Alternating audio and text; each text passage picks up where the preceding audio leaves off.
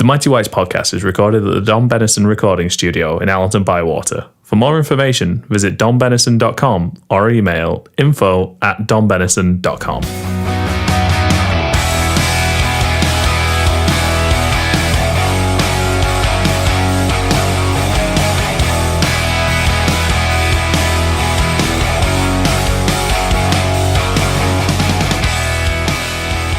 Hi, and welcome to episode 9 of the Mighty Whites podcast. As usual, I'm Jack. I'm joined by Connie. Now then. And in person, and not from Portland, Oregon, we have KC. Hello. How was the trip? An absolute ball ache and a right pain in the arse. So, yeah, lovely. What was it, just for 7 flights? Yeah, just, they go on the cheap, so I'm flying out from Sacramento by way of Beirut, Sydney, somewhere in Somalia, but they wouldn't say where. Basically, it's like KC driving you to Leeds. You go via Coventry. Yeah. Take one turn to a KFC and all of a sudden you've got no sense of direction. It's ridiculous. KC, between me and you, we've taken far more than one turn into a KFC. Well, it's a fair bit to get through, so we'll just get going with it because it's been 3 and a bit weeks due to the international break and us waiting for Nobed over there to get back into the country. Thanks. So we'll start off the game that we didn't care about because it's the League Cup. Leicester 3, Leeds United 1. We had a decent start, but for a mistake from a goalkeeper, which I wish it was the last time we were talking about one of them today, but it won't be. It really could have been a different story, I thought. Yeah, to say that we didn't really care that much about it. We put in a good performance, to be honest. We didn't make a show of ourselves, I don't think. We came out of there with... It was a result that was to be expected, I think. When you look at their goal scorers, Iheanacho, Slimani and Mahrez, how much money is there now in value between them? It's ridiculous. So, yeah, we don't care about it that much. We've had a decent run. We've had a few decent games against lower teams. Best stuff out of it. It was quite funny to see. I think you got a couple of Bristol City fans having a go at us after the game, going, "Yeah, we're through and you're out. I'll teach you for beating us." To which we all just kind of went, "All right then." Okay. Yeah, I did see a bit of that. They seemed really upset, didn't they?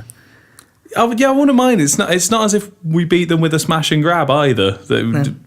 We were 2-0 up after 20 minutes. I don't know, it seemed really odd to see that. And I don't know why they care so much, but I understand why they're happy to be in the position they are in the League Cup. I think we all said that's the time when we'd start caring about the League Cup if we'd made it through. But yeah, we played all right. But yeah, not bad. Hernandez's goal, an absolute belter.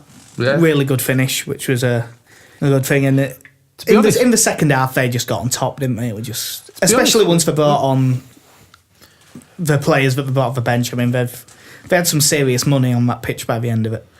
Well, when Hernandez scored, for a brief spell, I thought we were in it. I thought we looked the better team for a bit.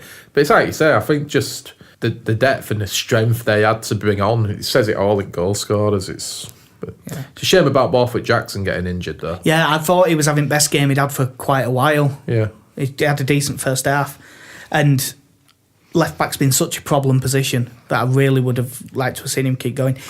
I haven't seen anything yet. I wonder if maybe he'll be back for that weekend. I doubt he'll play even if he is, but... There's been not reported, has there? So you'd like to hope that if it's not on website saying that he's done anything major, you'd like to hope it, like you say, he'll at least be in squad. Yeah, it's interesting as well, 'cause with the issues we've had with suspension to Berardi as well, and the form of Luke Ayling. It'd be quite nice if we had Borthwick Jackson available, because then you've always got the option as well of if he keeps playing like this, then maybe moving Berardi to the right and bringing Borthwick Jackson in, or playing Anita there. Yeah, either one.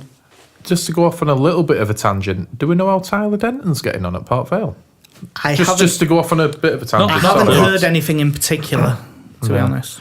But Louis Coyle's doing really well at Fleetwood, apart from that red card he got. Yeah, he got sent off the other night. Yeah, I think they said he's had something like 6 man of the matches since he's been there, which for a right back is. He has, but those man of the matches have to be taken with a giant pinch of salt, because it's a Twitter vote, and Leeds fans are just voting for him, basically. He's going to get player at you, and we've only made 10 appearances to be fine. But yeah, so we're out of the cup. No one was really bothered. The next one, we were all kinds of bothered. Leeds United 1, Sheffield United 2. Big game. Come on, we all need to get really fired up for this one. This is a must-win game. What was it, about a minute? Yeah, could someone tell the defenders that they had to be ready from the off? I don't have a problem. Well, I do, obviously, but with Leeds conceding an early goal, it happens. It's not great. But for Billy Sharp to win a header in the area like that, absolutely pathetic. I'm sorry, but it is. It's just the level of marking, because Yeah. it comes in at the far post, and Pennington just watches him go past him, and he leaves a good 5 yards of space to a player who everyone knows exactly what he's like. Everyone said he was going to score. In fact, it's a bit annoying, this game, because we basically talked up 2 of their players and they both scored. Yeah. But if we knew, then the squad better fucking know. The coaches must know. But it's not only that, right? It's like you've just hit nail on the head. Everyone knows Billy Sharp has scored goals at this level all his career. It's what he's made a name for. We know from having him for a brief spell that we did, but for him to win a header, it was just pathetic. I'll be honest, I don't even remember what the goal was. I don't remember the finish. I remember them getting in, and I remember him getting away from Pennington, and then I think I saw him in so much space, and I went cop to it, and I think I got so mad that I turned away in disgust, and I never actually saw the goal. You'll have seen and I haven't gone back and watched the highlights. You'll have seen the cross pretty well, because it was in the northwest corner, that bit, and when it came over, when you saw him running, I was behind it as such, and so they've let him walk through. Genuinely, the cross came in, and I turned around because I just went, oh fucking hell, and turned around and just heard the cheer. I mean, don't get me wrong, you can't knock Billy Sharp. He's got in that position and he's done what like I say, he's made a name of doing it. And, but it's like you say, he's played for the club. Granted, a lot's changed since he's gone, but is enough of a name at this level to know what he's going to do and to look for, and it was just shocking. I mean, I had the big problem as well. I went to the pub in Portland to watch the game. The one pub they have. They only have one. And there was a Sheffield United fan there who was talking to his friend very loudly while looking at me, just going, did Billy Sharp just score a header unmarked in the city? That, but he did it for the whole game. And you just like going, we're playing shit enough as it is. Do I have to put up with this knobhead over here? I thought in first half, I thought we were incredibly lucky to be level. It was a good goal and all by Phillips. Took it really well. Phillips' goal was a great finish. Cracking volley. It was pretty much the only good thing you could take out of that game. Yeah. Make no mistake, we were abysmal. Yeah, we were really poor in that game. And it was even simple stuff though. Just like Alioski's set pieces in the first half, they were woeful. It was so wasteful. I spoke to Jack about it, and one player in particular who wound me up that game, it was Calvin Phillips. Barring the goal, he was absolutely shocking. Everything he touched turned to shit. Except for the goal. Yeah, like I said, apart from the goal, he built up such a pile of shit that he was able to score a wonder goal. It was just unbelievable though for me. I'm picking Phillips out here, and it's not fair because there wasn't anyone really that were good. But no, it's like I thought that the best. It wasn't actually the best one. It's like Size kept trying. He did hold on to the ball too long and make some mistakes and stuff. He made a lot of balls up to Size, but he tried. It was the one trying, and he unlucky with that one that hit post and stuff like that. So it's like any of them. Even when he has a bad game, you think he might do something. Whereas a lot of the others, when they have a bad game, you don't see him doing anything. I've said it about, again, I'm going to pick out Phillips, and not to sound awful here because I do like him, but when Phillips is good, he's brilliant. But God, when he's bad, there's no in between with him, is there? He's either brilliant or god awful. I must admit, from doing the player ratings this year, he hasn't had many sixes. No, he's had a fair few eights, and he's had a lot of fives. Yeah, and below, he hasn't had that many. Yeah. I mean, we had the problem of just giving away sloppy passes. 30 yards from goal. I think Alioski was anonymous, especially in the first half, outside of him taking free kicks. I couldn't name a single thing he did. Actually, you know what? Normally we would do like a news thing, but we'll mention it now just because you mentioned how poor the set pieces were. They've hired an actual set piece coach. Well, good because Gianni Vio, he used to be at AC Milan. He was the one at Brentford. I think it was when they had Warburton, and when that season when they actually had a ridiculous record for set pieces. And all that. Well, not only that. That hopefully will help with that. But I'm not sure how much you can coach not hitting the first man with a corner. Well, you can't. But what you can do is get it to back to some sort of level like what we had last year under Monk. We've touched on it before as defending the set pieces because we've seen it a couple of times this year. Balls into the box, we turn the shirt. Yeah. Now we need some at that. I mean, granted, we had two. I've touched on it a little bit where we had two sort of leaders, if you will, in Janssen and Bartley last year. But I'm sorry, these players are, supposedly top-end championship footballers. They should be able to deal with a ball into the box. So I don't. The thing I've started to wonder is I don't know if Janssen needs that leader next to him, and I don't think Cooper is that player. I think while he's the captain, and clearly, from what you hear the players saying, they've got a lot of respect for Liam Cooper. But I just remember watching that Sheffield United game, and there was no one giving the players a bollocky. I know Andy Lonergan, who we'll come on to him a bit later, but in that game he had to make some belting saves. Yeah, he did. He make some very good saves. And a lot of them came from defensive cock-ups, and he'd just get up, and you look at him, go on, tell them. If I remember rightly, he made a belting double save. He did at one point. Yeah, it was right. How the hell he got to the second one, I'll never know. But touching on the Cooper thing. Yeah, his captain is obviously well liked and well respected in the club, but it's like you said, you can't see Liam Cooper dishing out a bollocking to Pontus Jansson with the best will in the world to Liam Cooper. You just can't see that happening. If it were Kyle Bartley stood at the side of him, let's say, for example, you could kind of get that, but Cooper, you just don't. I don't think he's got it in him. Whether he's different in the changing room, who knows? But on pitch, you just can't ever see it coming. There's none of them there really in that team that you can see dishing out. I mean, Berardi maybe, but you see, the thing we had before is like, and again, it's something that we've all spoke about when we've not been doing this. We haven't got like an old head, if you will. Like before, we had a Strachan. We had a David Batty in like late 90s, early 90s. We ain't got that anymore. It's a good team. There's a base of a good team there, but to me, there should be someone like, and I've said it. Was the last player of that ilk that we had Liam Bridcut?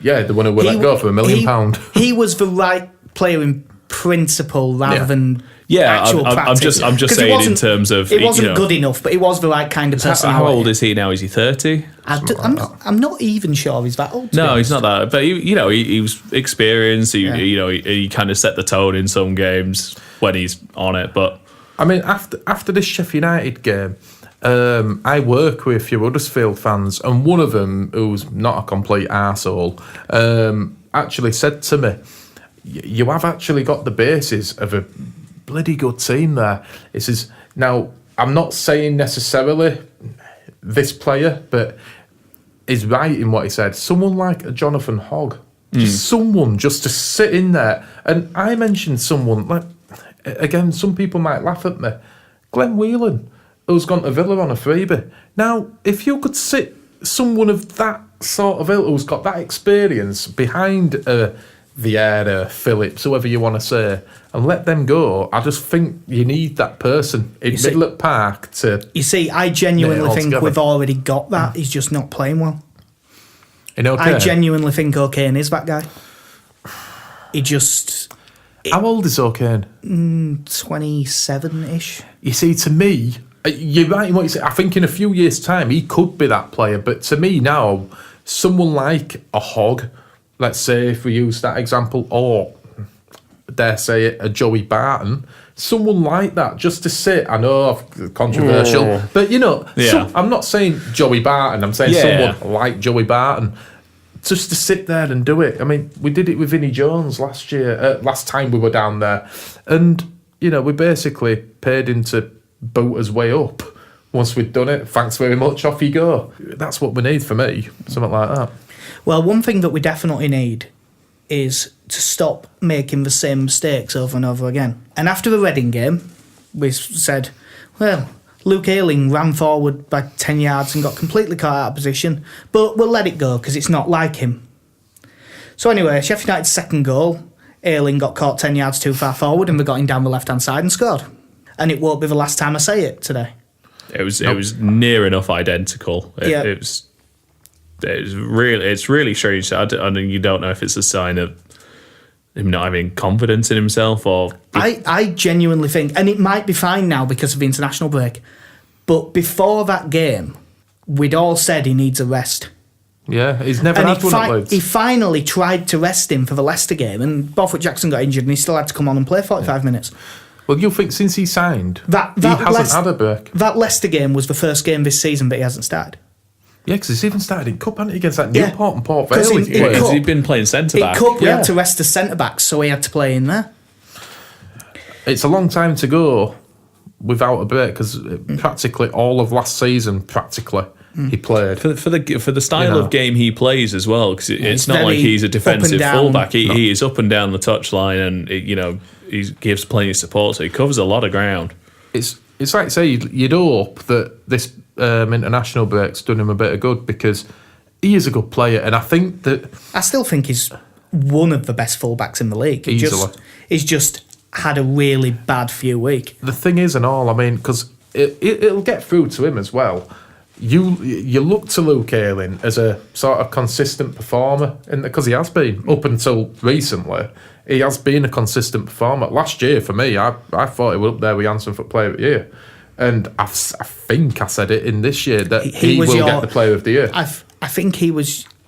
You were down to him and Ayling. You were down to Ayling and Janssen, and I think you went Ayling in the end. I think I rate him probably just above Janssen. I really, really like Luke Ayling, but hopefully it's done him a bit of good, just having a bit of a rest and just get back to the training ground and do basics again.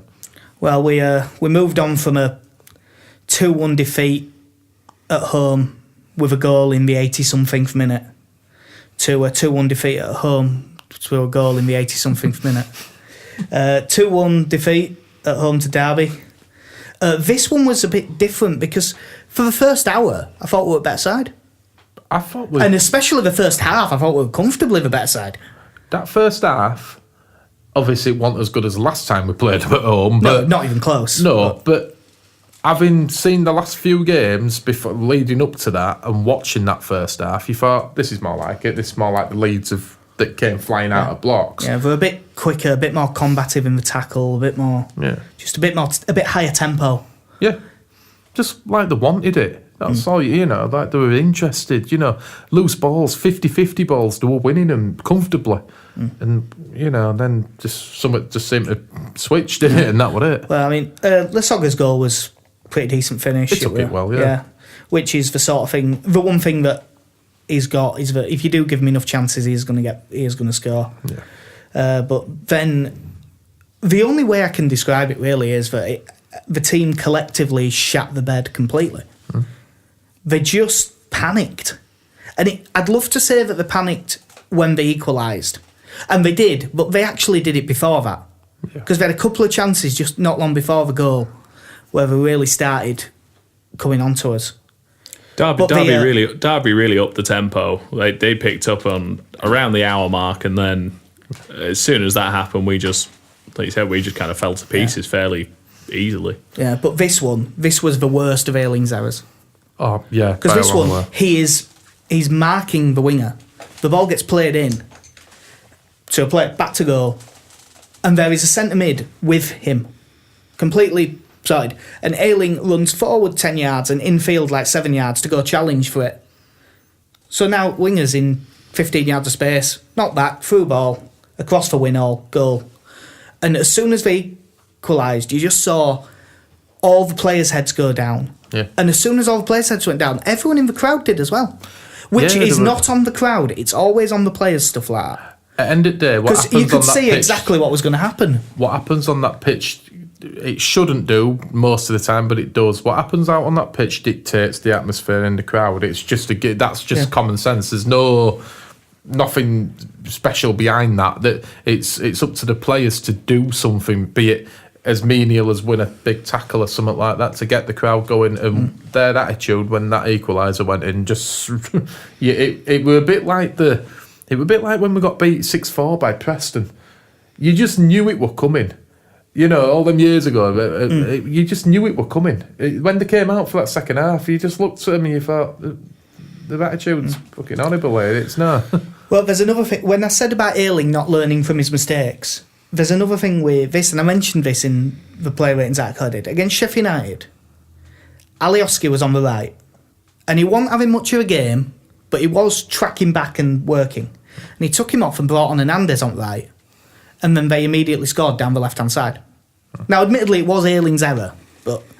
So then in this game, Roof's playing on the right, and again he's having a quiet game, he's not really doing much, but he does chase back, and he takes him off, takes off the right winger who's working back, and then they go down the left-hand side. He brings on Sacco this time, who, it was 2 yards outside the box, but chases back in because he don't know what he's doing defensively, makes a stupid tackle from behind.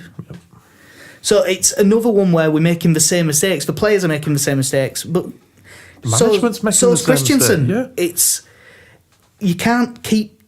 I mean, it is that definition of insanity, isn't it? Doing the same thing again, expecting different results. It don't work. You can't. I mean, you can't allow for Sacco actually making that tackle. Granted, because that could have been anyone though. But it's like you say, it's a bit of naivety to do it twice and put two attacking-minded players on when you're under cosh a little bit. Let's be honest. And I can get it in him thinking, let's put it in and go for it. I get that, but we're playing two decent teams here. You know, Sheffield United and Derby, they've both got it in them to cause any team in this league trouble. And the difference is, it's not like it's March or April. No. The time for gambling isn't now.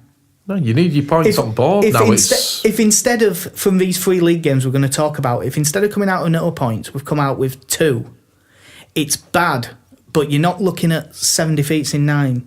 You're looking at 5 defeats in 9. And, I mean, I can understand him wanting to go for it. Overall, I'd probably go for it too. But it's the way... Would you have bought Sacco on though in the situation? No, given the situation and the circumstances, it's definitely not the changes I'd have made. No, but I think the one positive to come out of this game was I thought Dallas did well at left back. Yeah. You know, him playing as a left back, it's not his position, but it gives us another option while we're all out of form. I mean, I just don't know how we've got to this point with this form we've got, and Dallas still doesn't seem to be considered an option for midfield. I was gonna come on to that later, but we'll talk about it now. Surely he starts against Borough, provided he's fit and everything. Because I know he did play the second leg, so I'm assuming he's okay. But he did get a few knocks and stuff while he were with Northern Ireland. To me, I wouldn't be too opposed if I saw 6 or 7 changes, if possible. I wouldn't be. I know with injuries and that it probably won't happen, but I'd make as many as I possibly could. I really would. They've been that bad. And I'll tell you something, I'd have Wiedwald back in. I really would. That's something we'll come on to with the Brentford game. We'll do the Brentford game and then we'll talk about that. But I mean, just going to what you're saying, Con, I don't know how bad certain players have to play before you start looking at, Klitsch and Chibitsky, these players who seemingly cannot get a game for love nor money, and we don't see them in practice, or unless they're just sat around picking their noses all day.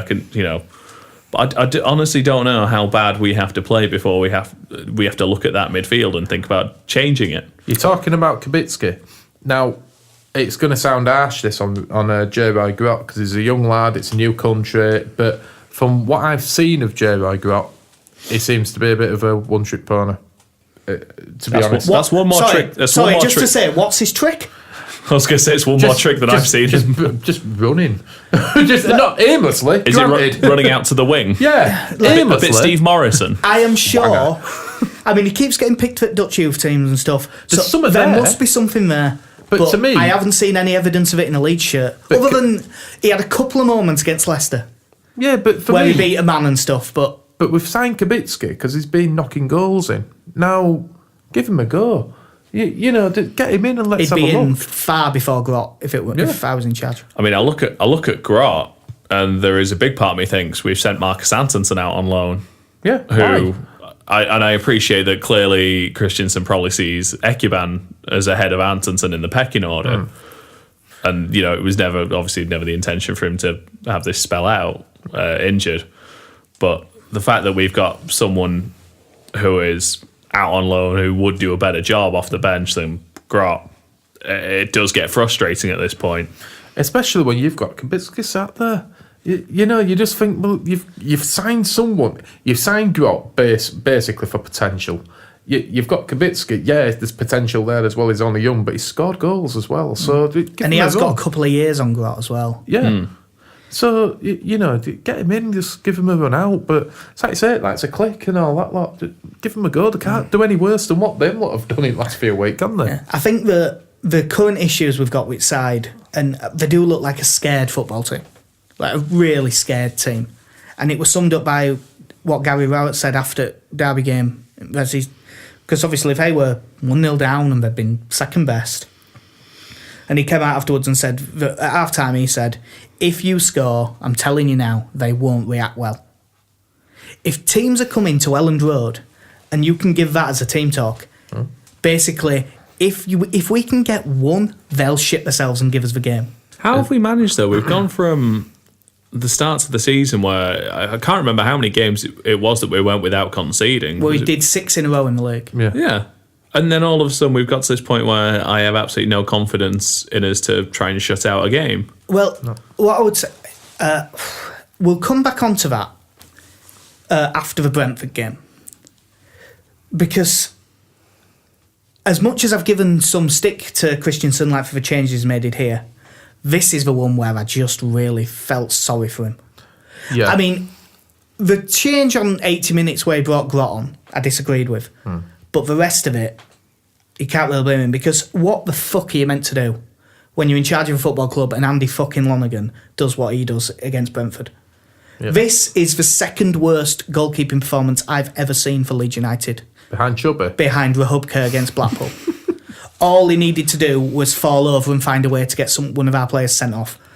It was abysmal. It was fucking shameful, really. I spoke about this with Perry here before we came up. I've spoke with you, Jack, obviously, because I've seen you before.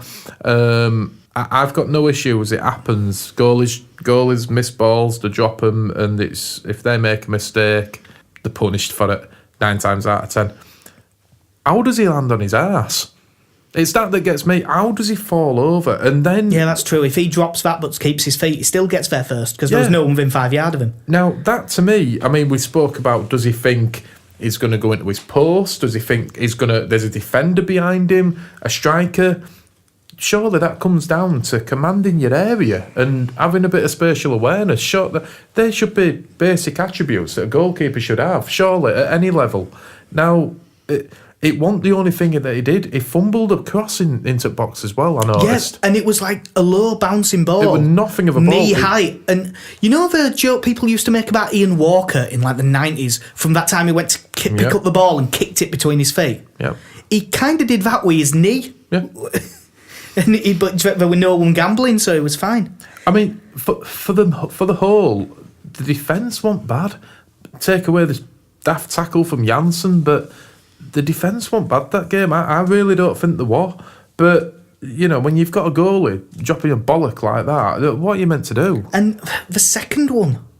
Yeah, it was shite for that. That free kick goes 1.5 yards to his right, and it's from 25 yards away. He's got so much time to get there, and he just dives. When I first saw it was that close to him that I thought it'd gone through his arm. And he just somehow contrived to miss the ball. I don't understand his positioning, to be honest, to start with. And again, this is something, and it's not just him. The amount of times we've talked about this, where you've just seen a keeper sets up his wall and then moves into the position behind his wall, just as they're about to take the free kick, and then he's out of position all of a sudden. Lonergan seemed to put himself fairly closely behind his wall, and I appreciate that he might have seen it late, but he positioned his again. If you're going to put a wall there, you put him there so you don't need to be there. You have faith in that If wall. so, that's yeah. it. If a ball gets over the top of those two and into the top corner, you kind of stand and go, oh, fair enough. Yeah, fair play. Good But finish. you know, if you're putting those two there to block that, then you get across, and if he does that, it goes straight at him. If Lonergan puts Janssen and Cooper in that wall, and it gets through them two, if they jump out way of it or they duck it or whatever you want to say, and that ball flies in and he's at the other side at goal, all of a sudden, not to do with Andy Lonergan. What more can he do? If he puts a wall there and they shit themselves, so it's not an Andy Lonergan that. But like you say, him placing himself where he did, and you see it all the time, him scrambling for ball, and you just think, well, you're not helping yourself here. You know, he's meant to be a decent level goalkeeper here, and some things he did. Yeah. It's Well, unreal. the first half we were shite. It was. We have been worse this, but we were really quite poor. Christensen, to his credit, made 2 changes. Put Roof up front to give us a bit more energy, Yep. which, admittedly, compared to Lasogga, you could have had me and there wouldn't have been much less energy. Now you say that, I felt sorry a little bit for Lasogga. He Yes, didn't get he any didn't service. move. He was feeding I off will scraps. admit that he didn't get any service. Yeah. But I always say the one thing that I can't bide is a lack of effort. As my very Yorkshire dad would say, a lack of framation.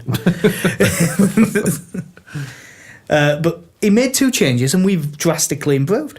When we scored, when Alioski scored, we were on top. And this is where it's going to come in that you feel sorry for him, because he tried and we pushed on, and had we not played so bad, I could have lived with Brentford nicking that 3rd goal. Because I've said it all along, I'd sooner us get thumped and try. Yeah, the 3rd goal didn't bother me in the slightest, to be No. honest, because at that point you had to go for it. Yeah. And that Woods deserved his goal. He was best player on part. Yeah, right. He had a right game. But and Alioski's goal, that was better than it got credit for. Yeah, that was a really difficult header, that. We spoke about that again. We spoke about it in the car coming over. Like, especially for a winger to have that poise, think, no, I'm going to let this come down and I'm going to loop it over them. But it wasn't only that, though. I mean, he's only little as it is, but for him to generate the power to get it over them 2 defenders from a standing position, that was a good goal. That was a really good goal. As we've just buried Andy Lonergan, we do have to mention that the only reason he got the chance is because Daniel Bentley managed to make a mistake that, if anything, might have been slightly worse than Lonergan's first one. Yeah, At least Lonergan got hands on it. I don't mind if it's strange when you see, and you saw Silvestri do this a lot, who would put himself right next to one of his own defenders and then make it difficult for himself to get out. Bentley had no one near him and somehow managed to jump and be 2 yards. He's like me going for a header when I was 14, like, oh, it's going to land here, so I'm going to take 2 steps forward so I don't have to head this. He just completely missed it. And you could see his reaction straight after, and defenders just going, how have you managed that?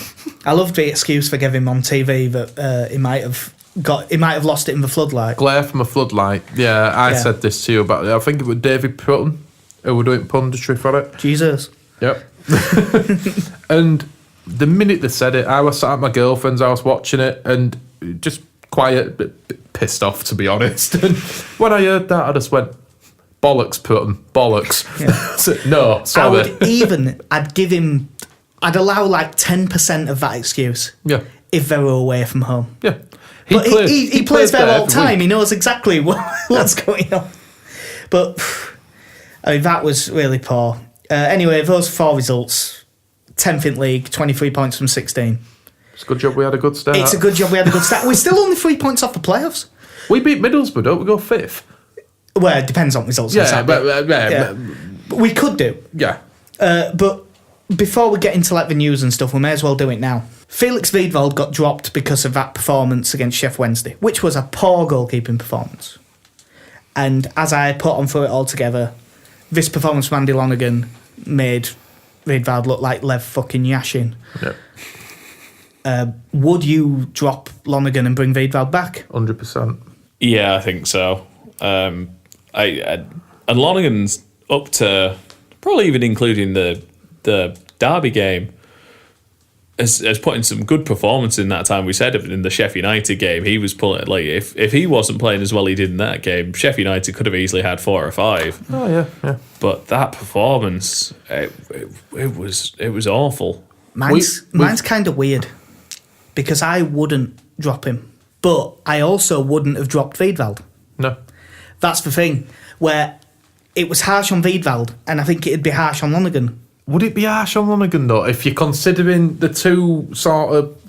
If you're considering the group of performances which led to them both getting to the stage where we are now, Wiedwald's wasn't as bad as Lonergan's. It wasn't, but He got Wiedwald blamed had for- more than one game. He did, but he got a lot of If hammer from a Wiedwald- collective failing. If for me. Wiedwald wouldn't have dropped a bollock in the one chance he got against Leicester, then I might have. If I was going to bring Wiedwald back, it wouldn't even really be because of that game.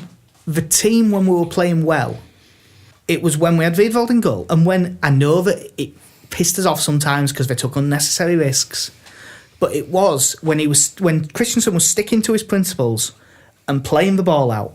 Yeah. That's when we were playing well. Yeah. Well, now I think I saw a stat that against Brentford, Lonergan went long 97% of the time. Yeah, when Lasogga were trying to win the header, granted, he had like 2 or 3 people around him, so it was a bit like, McCormack even. Yeah. I know it's a different, but even when he did win the headers, there was no one within 10 yards of him. He was just getting crowded out. That was a bigger problem against Derby. Yeah. I can't remember the exact stat. I did put it in the player ratings article, but I think he won like 13 or 14 aerial duels in that game, did Lasogga. Yeah. The next best on the pitch was like 4. But I think only one of the flick-ons went to someone because no one was getting up alongside him. At the moment, it is like when we had McCormack. Granted, Lasogga's got more chance of actually winning the physical battle in air, but if he does, 99% of the time, there's no one around him to do anything with, and he gets...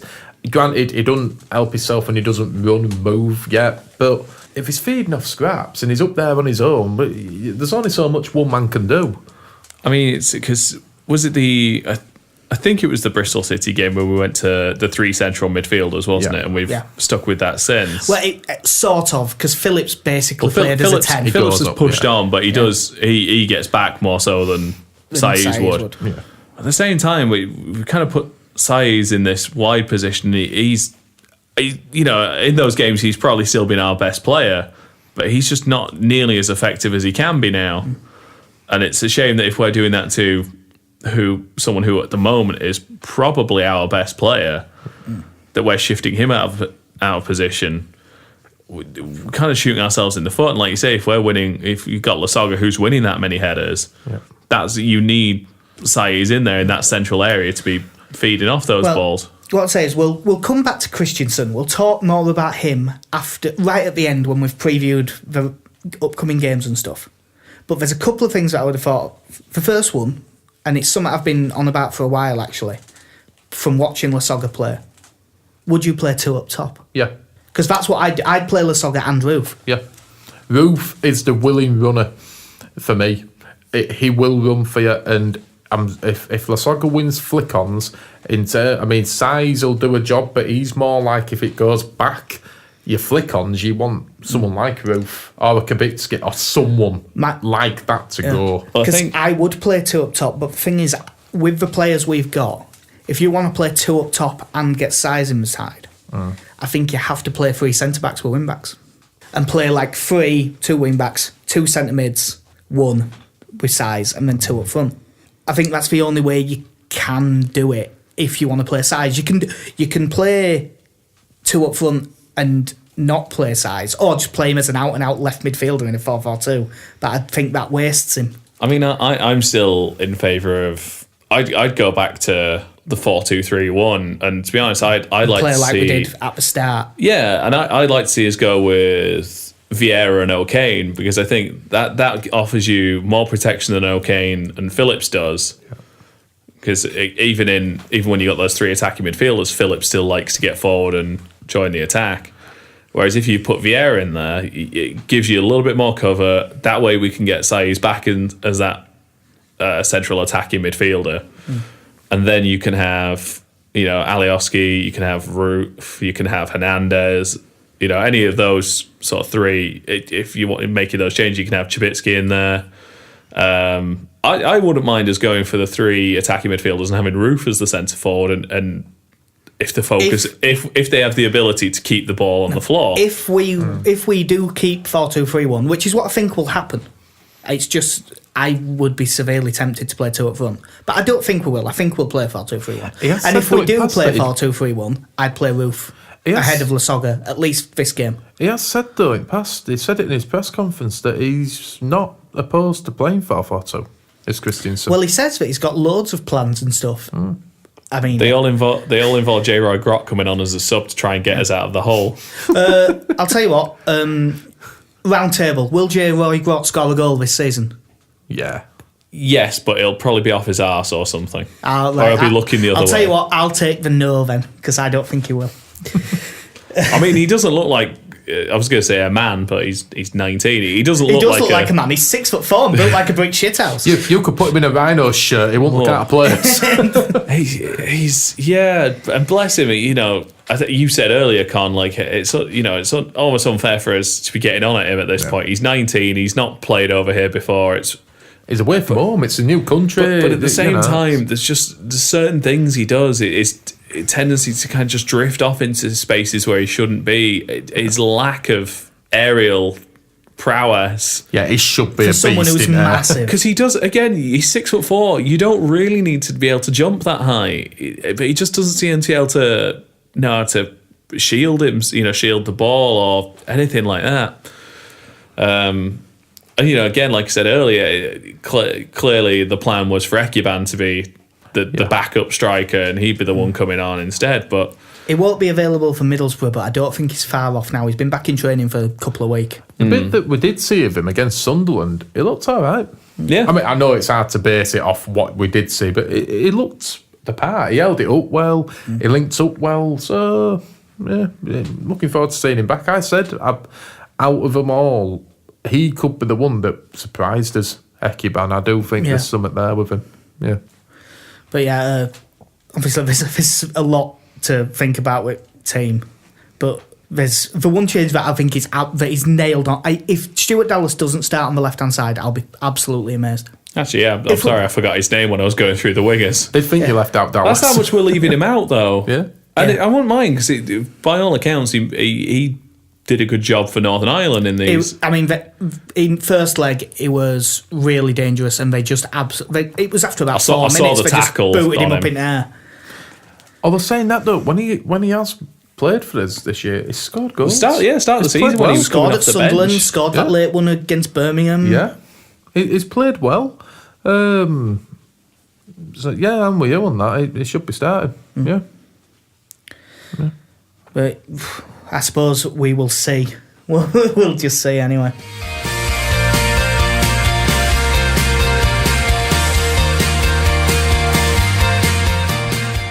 Well, there has been a little bit of news while we've been away, as even though it's outside at transfer window, we've ended up with a little bit. Pontus Jansson, new 5-year contract, having signed his contract in the summer. It's a great thing for us to have him because he is one of the best defenders in the league when he's on form, but I was very surprised at the length of the deal. Even with the way we've been run this season, 5 years is a big commitment for someone with long-term knee injuries, but I'm glad to see it. Would that take him into his 30s? Yeah. Early 30s, yeah. I mean, it really is, in theory, him tied down for his best years. Yeah. And if a Premier League team wants a cheap option, or what they think will be a cheap option, like Southampton, if they lost Van Dijk, let's say in January, we're going to get money for him now. We're not going to let him go for a pittance, which, it works for us. So, yeah. Right. You mean we're not going to have a great player like we had with Lewis Cook and give him a 1-year extension? Yeah. But just mention it now. Well done, Lewis Cook, on getting in the England squad. I bet you'll get in loads, and I bet you'll get a cap before the World Cup. Yeah. Anyway, speaking of cretins that only give him a 1-year extension, Cellino has now officially been banned by the FA for 12 months. I'd completely forgotten about all this. He'd left, everything had settled down. I was just thought, oh, well, he's left. They've probably left it now. It's for the agent, the dodgy agent for the Ross McCormack deal. Yeah. This isn't in regards to McCormack's agent. No. not McCormack's agent. Because we won't speak ill of him. McCormack's agent is a fully licensed agent, and that's absolutely fine. It's the other bloke that was an issue. But yeah, they fined him 100 grand, and apparently overall it's cost Leeds 200 grand. So, cheers, Massimo, you fucking prick. Yeah, but at least that's it though now. Yeah, at least I think that is the last court case or FA case or anything. I think it is now done. And in grand scheme of things, fuck it. It's 200 grand, it's gone. Fuck it. It's out of his hair now, just fucking forget him. Move on. Hopefully his name should not come up again. I was just going to say, we've wasted enough time speaking about him as it is. Leave him. Yeah. Well, we should mention it. Grayson got sacked by Sunderland. That's harsh. That is a major rebuilding job that needs to be done at that club. That club needs bottoming. Just to shall we just point out that they're bottom of the league, right? Yep. Casey, who did you pick to go up? I'm not going to lie, that one is not looking good. No. I mean, it looks like me and Connie might have been optimistic when you said it, and we said they'll finish like 16th or something. And it looks like we might have been optimistic. Think Reading under McDermott after Christmas, they rocketed up that league. I wouldn't mind, like, I don't know what they hope to achieve, though. I've listened to, 5 Live with people talking about the Sunderland job there. And there's no one who's really stayed on much longer than a year there and had any success. I think the last manager... O'Neill. They had O'Neill lasted Keane a little for bit. a couple of years. Keane, but I mean, that's a long time ago now. Well, yeah, about 6. Because he got him promoted He got him from the Championship. I was going to say he was in the Championship in 2005. I said that's a long time ago now. But since when then... was the last time they had Mick McCarthy? Oh, God, that one before... No, because they had him twice, didn't they? Oh, no, I might be misremembering. No. To be honest, there's that many, because you just you're going through this list of managers that they've had. The decent and you just like going, oh yeah, they also had Paolo Di Canio for a little while. Paolo Di Canio. And I don't know what any manager outside of them getting... Dick Advocat did well.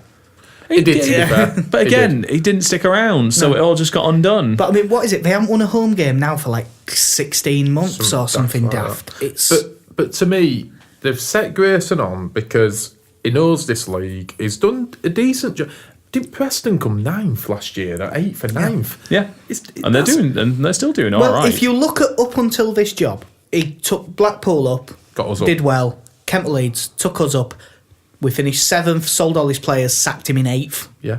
So that's still a good job. Didn't Neil Warnock take us into the playoffs that season, though? Yeah, the playoffs, because that season the playoffs started at 17th. Yeah.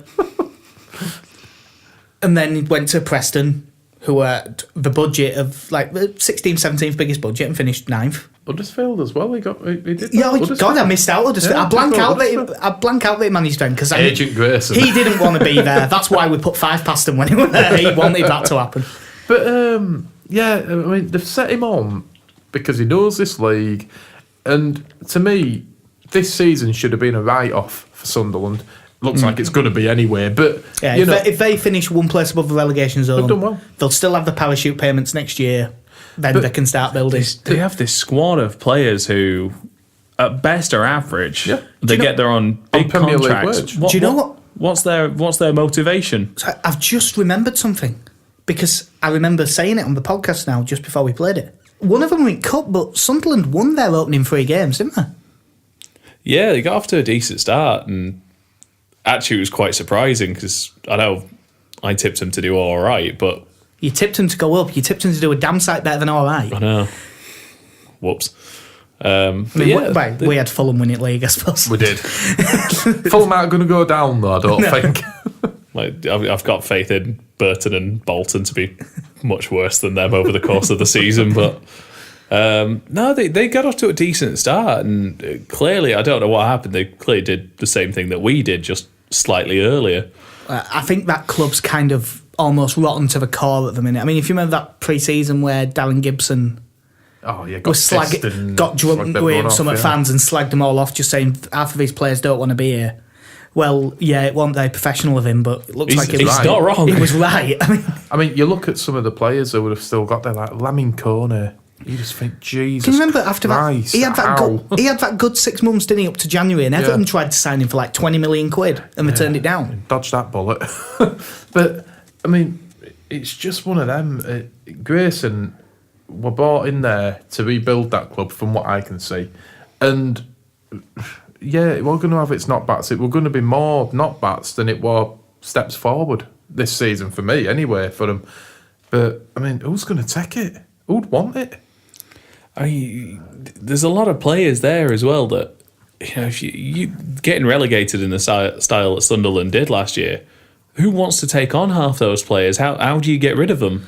Well, You've either got to pay them off or they've got to hang around. And unfortunately, I think they're stuck with a lot of dead wood. Their parachute payments could end up, a large bulk of it, going on paying off some of this garbage that's there and bring it. But to me, though, at Sunderland, I mean, they've spent a lot of money over years on crap.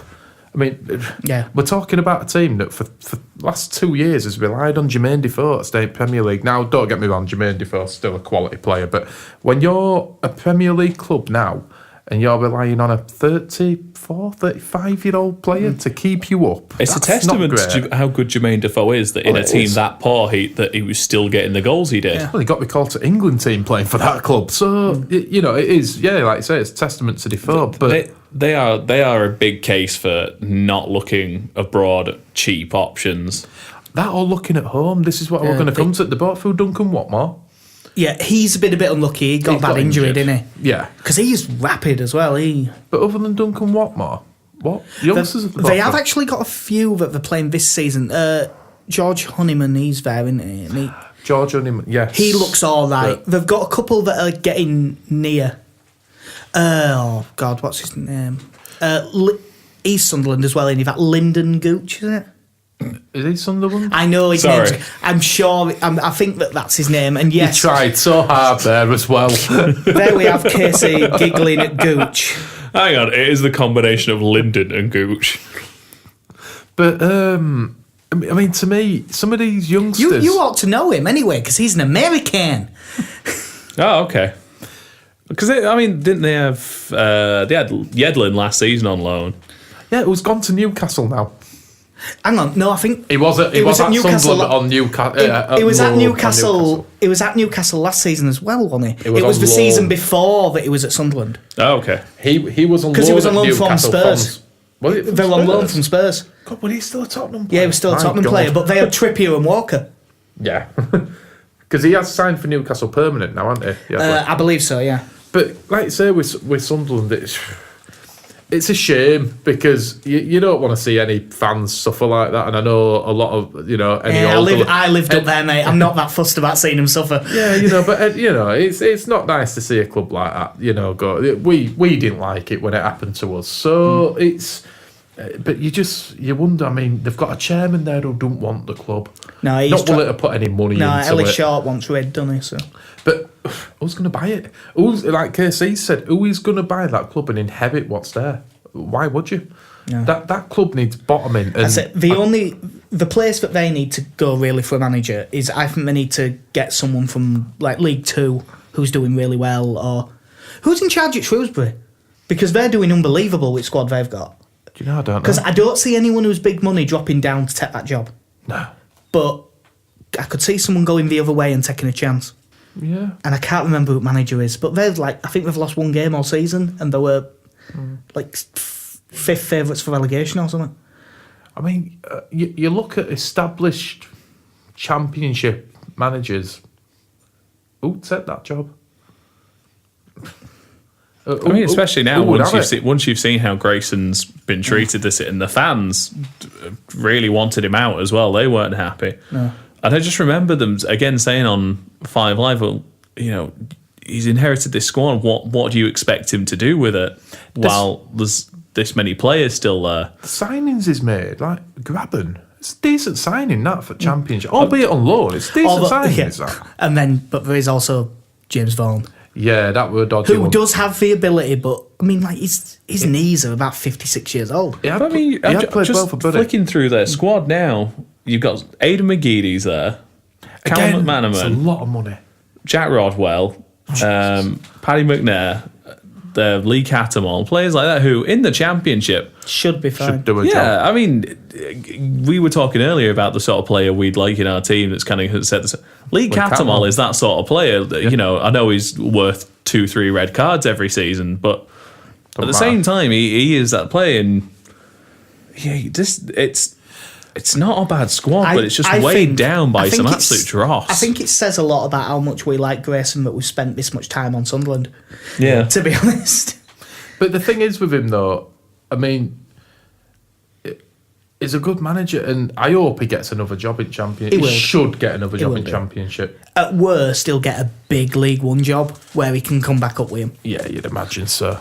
Well, there has been, it was on Twitter yesterday, there's one bit of sombre news around, it's not really around Leeds, but it's former Leeds player Liam Miller. Yeah. He's been diagnosed with cancer, he's been flying about all over for treatment. He won't here that long, but the winning goal away at Southampton always sticks with We everyone. always have that. Yeah, they wouldn't dare win it, would they? No. I mean, I remember I wrote, I think it was a top 5 list of players that came in on loan for short spells, and Liam Miller was right at the top of that list as a player who just for a season came in and formed a nice partnership in the midfield with, I think he played alongside Sean Derry Yep. for the most part, and during that season when we got into the playoffs, he was a big part of that, and Well, he came, didn't he, under a bit of a cloud from Man United. He were part of that sort of group that got lambasted by Roy Keane. because he'd come They down signed him from Celtic, didn't yeah. He played well for Celtic. He was brilliant for Celtic. He was really, albeit I don't Celtic, but still. And like I say, you wish him all best. It's not nice, is it? Yeah, hopefully the fact that he's, relatively young and clearly in good physical fitness will stand him well. Yeah. We had to mention it, as awful as it is, and I know it brings a bit of a downer to the podcast, but you've got to. But onto a more cheerful subject, something that everyone's been banging on about for the last couple of years. They're doing half-season tickets again this season. Yeah. Just Well, makes sense. They did it. I got one, didn't I? About what? It 4 was when years Milinic ago? were there. It was the year Milinic and everyone else were there. Yeah. I got an half one then. Why did you buy it then? What at the start of that season? Was it Redfern and the youngsters that made you think this could be okay? Morrison on the wing. Like Morrison on the wing. But yeah, it's a good No, deal. it'd be Robin Hood, wouldn't it? Morrison, running down the wing. Did Morrison ever run anywhere? Ambled. He always had Crystal Palace though. Yeah. Well, he didn't have to move for that. No, he didn't. He ran at fans though. Did play for them. Did play for a month after, but legend. But yeah, it's for the 11 games from New Year's Day. If you want one in Cop or South Stand, £279. It's For 11 games. That, to be fair. What's it work out? That about 24, 23 quid again? Well, 25 would be 275. So Yeah. That's not too bad. yeah, And again, we don't know where we're going to be given the start to the season we had and then this run of form we're on. So, by the time New Year's rolls around, we could be anywhere between sort of 3rd and 18th at this rate. yeah. But It could be Villa from last year. But I mean, it's not going to cost. It's not really going to cost them anything to give them this offer. Like you say, it's for the last 11 games of the season, and people who do sign up, good. You've got the money. You're guaranteed that. Then we're not. Again, we don't know where we'll be, so it's a good thing. Yeah, well, we have signed one player as well, but we'll come on to that last because there's been a couple we've been linked with. The first one, and by far the biggest one, is Harry Cochrane of Hearts. 16-year-old kid who's been playing in first team. Apparently we want him for... The papers in Scotland said it was about £500,000. I'm assuming there'll be a lot of add-ons and percentages and future fees and all of that stuff. We've all played Football Manager. We know how these deals work for the youngsters. Yeah, but I mean, he played in the Edinburgh Derby and apparently did well, and that's a lot of pressure to stand up to. 16, yeah, fair play to him. That's telling it again. A youngster in Scottish League. Again, I haven't really seen him play, so... You're hoping for another James McCarthy or MacArthur even, aren't you? Either of them would do nicely, but, if we unearth another gem like Snoddy, that's what you've got to hope for, innit, when you're taking a punt on a young lad who's been playing in Scotland, albeit fair play to him, he's playing first team football at 16. But if it happens, fair enough. See where it goes. I don't know enough about him to really add much more to that. I'm just sitting here very quietly going, he's young, he might be good. Hope he is. Yeah. Well, speaking of he's young, he might be good. Kamil Jozwiak from Lech Poznan. It's been converted. It was in a few places that we had a bid rejected of around about 180 grand. But the Daily Mail story quoted the Lech Poznan's president saying, "I can confirm we got an offer from Leeds, but we are not interested in parting with Kamil in the winter." Him specifying in the winter leads me to think, we signed him at end of season then, are we? Yeah. Or at least that someone is.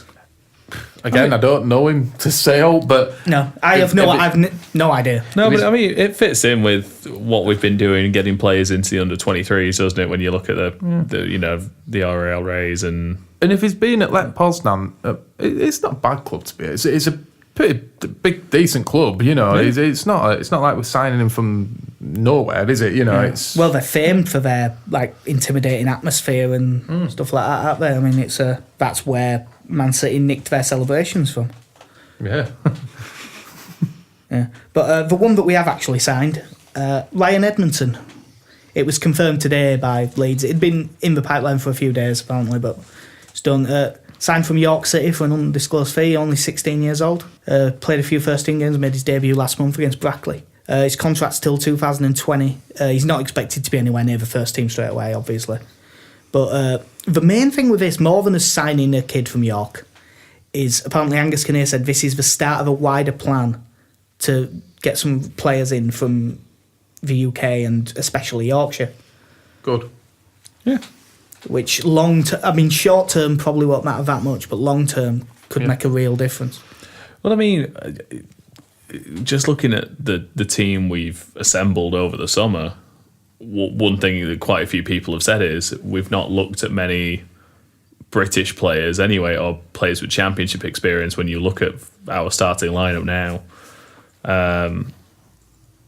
So we do need to be looking at getting more English players in that are more used to, even at this age, playing a more physical game against, even at under 16s, under 18s, whatever, than players from, the lot of Spanish players or players coming over from Spain that we've had who that's not the way they play. It's not the way they brought up. Whether that's right or wrong is, up for debate. But you need that blend. We can all look at Saez and see how good he is, but he does need players around him that can protect him. So you need that balance. So it's good that we're going to look for young talent, especially now. We saw Huddersfield they've stopped with their academy. So it's an extra chance for us now, more opportunity for us to sign some local players, and we're not having to compete as much.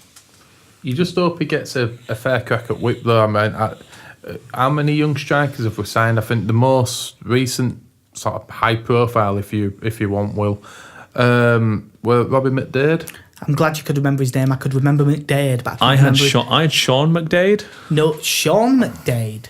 Wasn't he a young defender in 2005, 2006? I think so. Yeah. Maybe even earlier. Yeah, I think that's a Football Manager kid that you remember from 10 years ago. But yeah. But we've done it before. He'd knocked goals in for fun in Ireland. He was already playing Irish youth international level as well. And you never saw him get anywhere near the team. And I just thought for this young lad here from York that it's not the case. It'd be great to see a local lad. Fair enough. He's not one of ours really, but 16 he is. He basically is. He's 16 years old and he's a massive Leeds fan.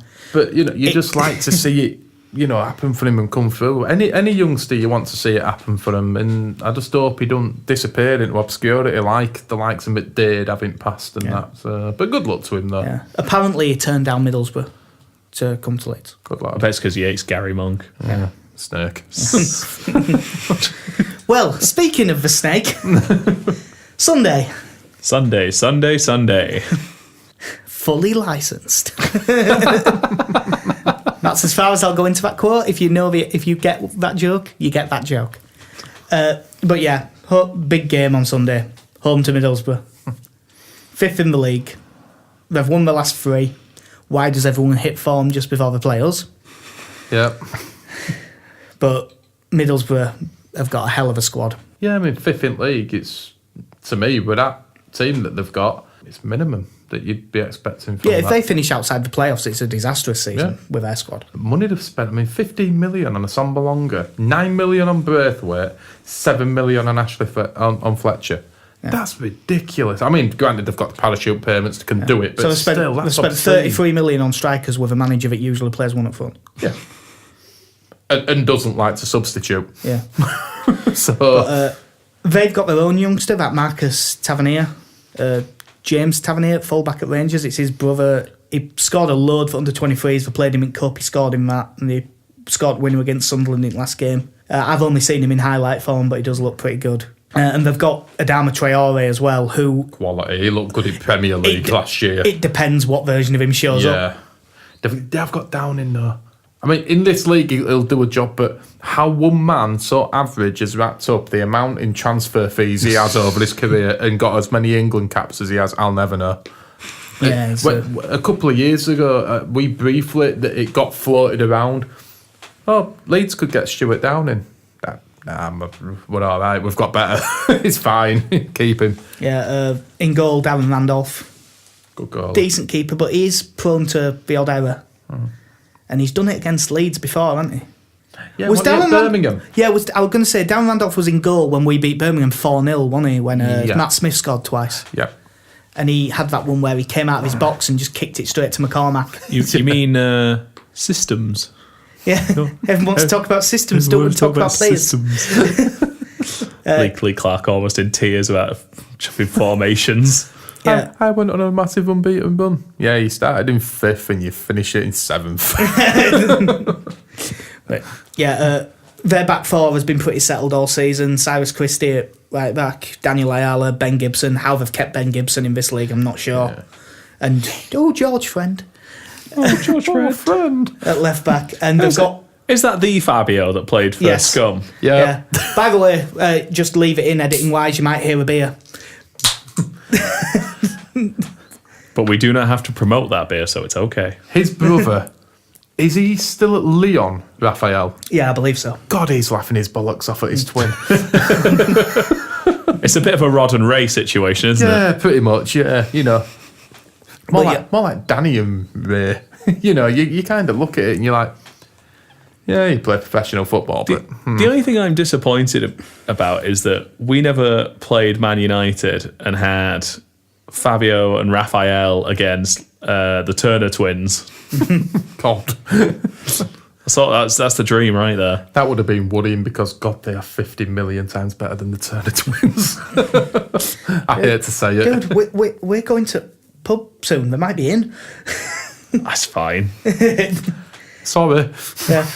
But yeah, obviously we've just said they've got good wingers, good keeper, good back 4, and then in centre mid they've got 2 from Johnny Howson, Grant Ledbetter and Adam Forshaw.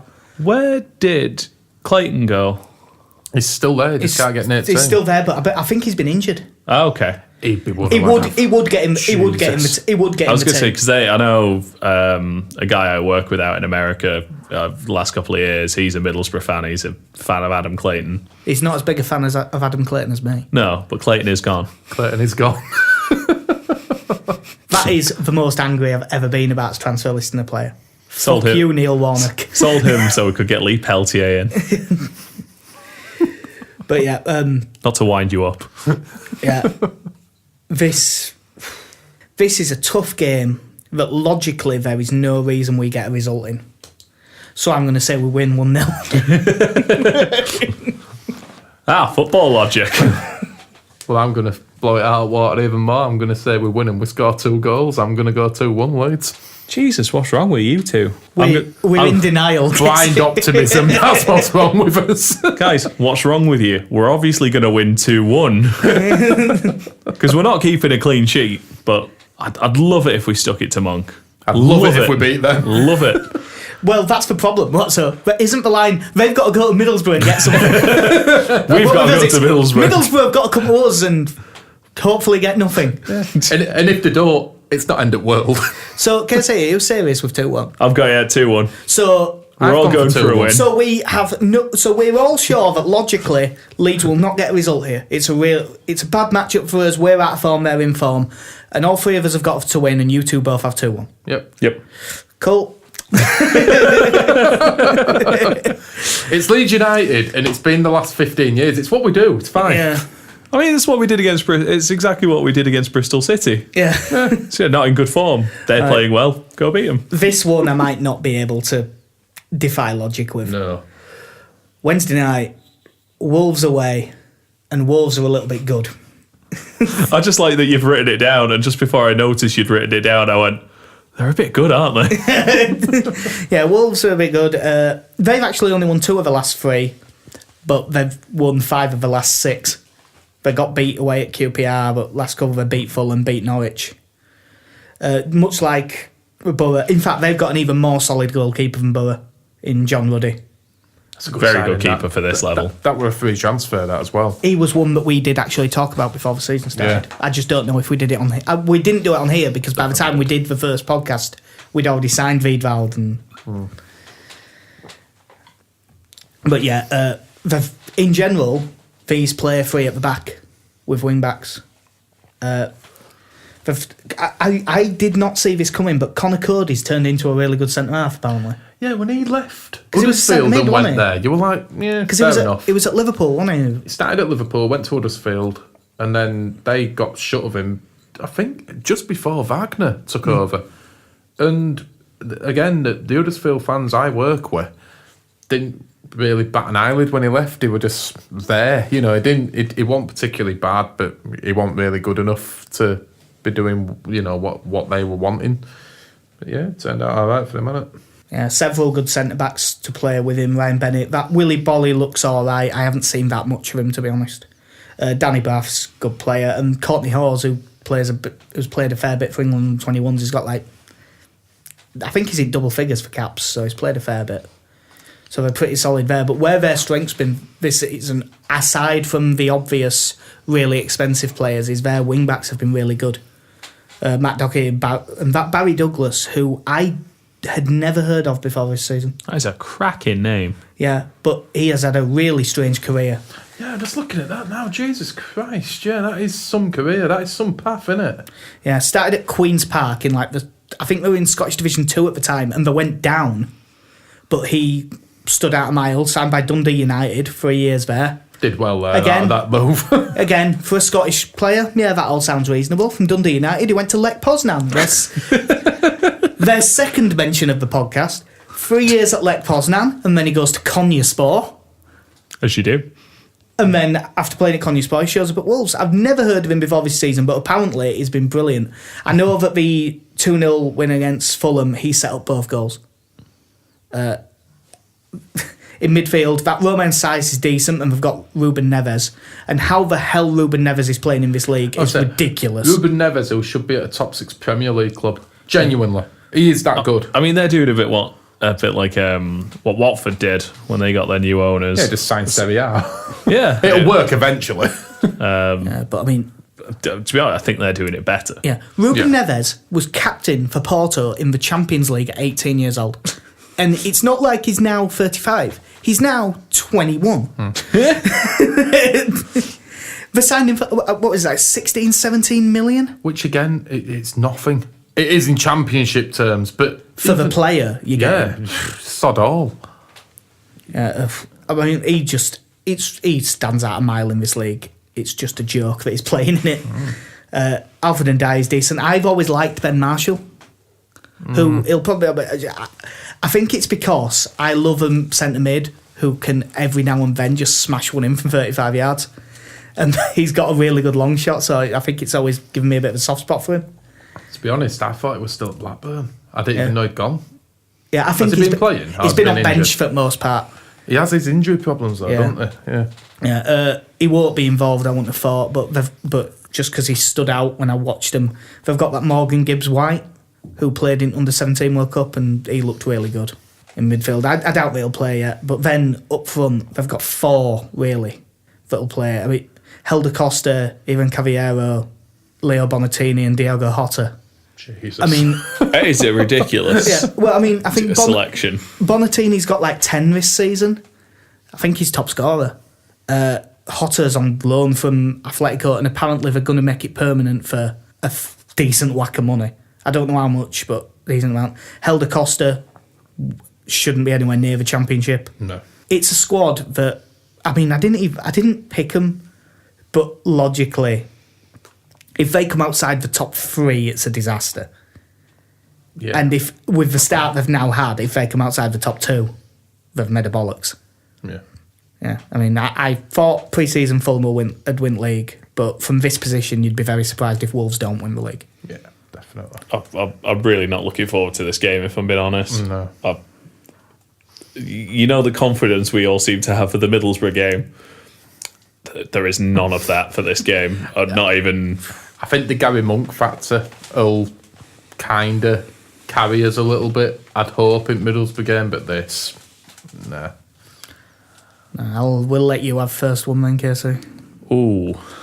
It all kind of comes down to how we do against Middlesbrough, whether we win or lose that one, because I think, depending on that result, it will either go one of two ways. I think if we win against Middlesbrough, we will come out of that with hopefully a respectable result. If we lose to Middlesbrough, I think Wolves would absolutely batter us. So I'm going to say 2-0 to Wolves. Not far off. I'm going for 3-0 Wolves. I'm going to go 3-1 to Wolves. I think we'll get a goal. Yeah, I'd love us to nick something, but I just don't see how it's going to happen. No. And then, having played a couple of really good teams, we'll play a team that aren't very good. Unfortunately, it's Barnsley away. And anyone who's even remotely following Leeds knows how shite his record at Barnsley is. Even last season when we were playing them, we'd had a belting run. Barnsley away, shite. Yeah. And then after that, Got beat 3-2, good again. and we were 1-0 up in that game as well. Yeah. And we only got a second because we got a penalty that was 2 yards outside of box. And then after that Barnsley game, good again. I still remember listening to the commentary when our first season back in the Championship with Grayson, when we went there and Bassoni came off just after half time. When I think it was Bassoni's last game for us, when he just, I think he gave up on himself. Yeah. And we lost 5-2. Yeah. 5-2, yep. We ship goals at Oakwell, don't we? Yep. Yep. They have another team who is unbeaten in the last 3. 2 wins and a draw. For God's sake. One against Birmingham, 1-4-2 at Burton. Burton don't really count.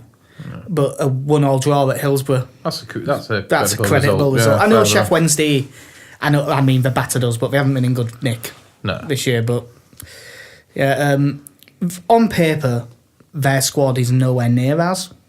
No. I looked at their defenders and I genuinely didn't know any of them except for Ezekiel Friars. God, it's gone wrong for him, hasn't it? Yeah. Well, can you remember his transfer deal where Man U were going to sue? Yeah, because Tottenham ended up getting him from the Belgian team or something, didn't they? I may have the wrong Belgian team, but the rest of this is... I think it was Liège. Yeah. But he was at Man United, wouldn't sign a new contract because they weren't going to give him first-team football. Yeah. So he went to Standard Liège, because under 24 players, there's no compensation if it's a foreign club. So he went there, had 6 months, and then immediately went to Tottenham for like 5 million quid. When the compensation for the straight deal would have been like 9.5. Yeah. So Man United just said, well, they've clearly arranged this. Daniel Levy's played a blinder there. I don't think anything was ever proven, but it was a bit dodgy. And because it would happen to Man United, funny. That's fine. Yeah, it's in the same way. It's in the same way Pogba left. Yeah.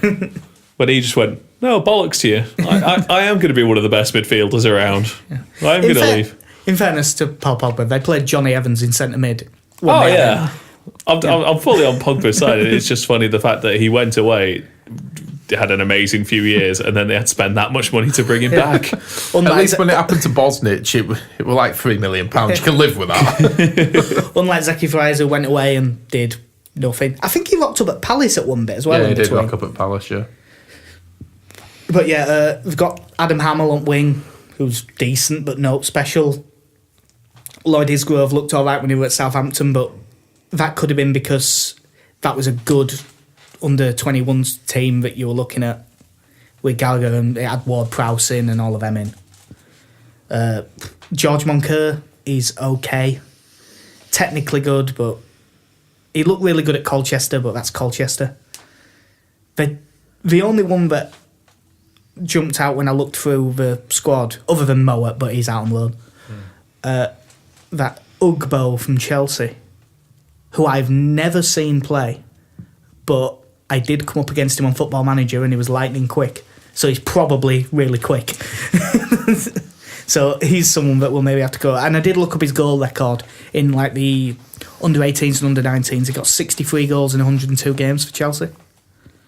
Wow. So he must have some there, yeah. But yeah,